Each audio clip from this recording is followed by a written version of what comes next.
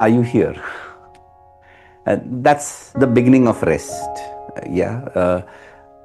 The idea of rest is I need not be productive and rest need not be effective. Sometimes you must have heard people saying that, "Acha, abhi kya karna hai?"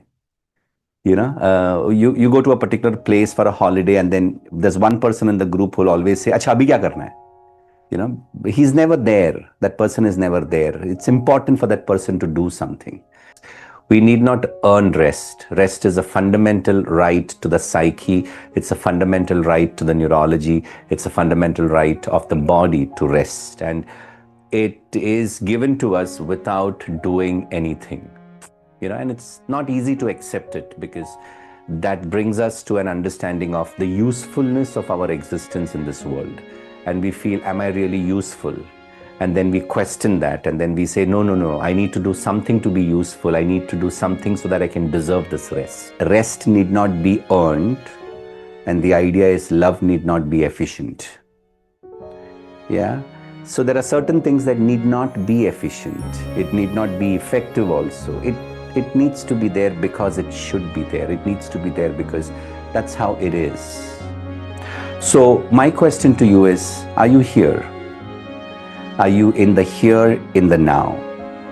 Rest does not mean you're not participating in life.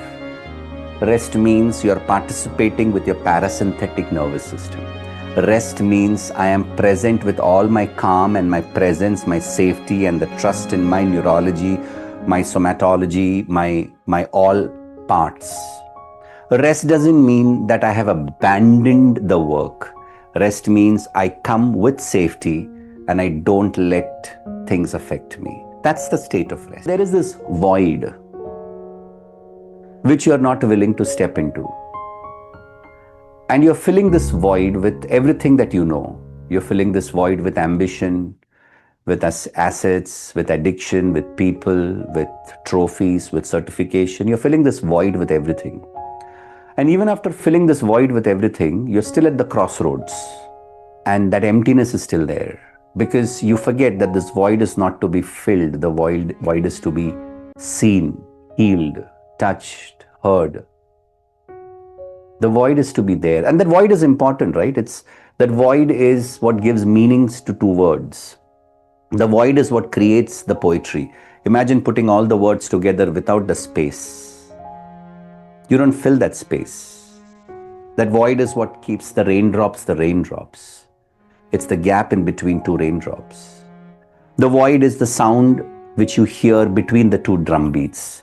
I have this musician friend, Don. He says, don't listen to the drum beats. That's not music.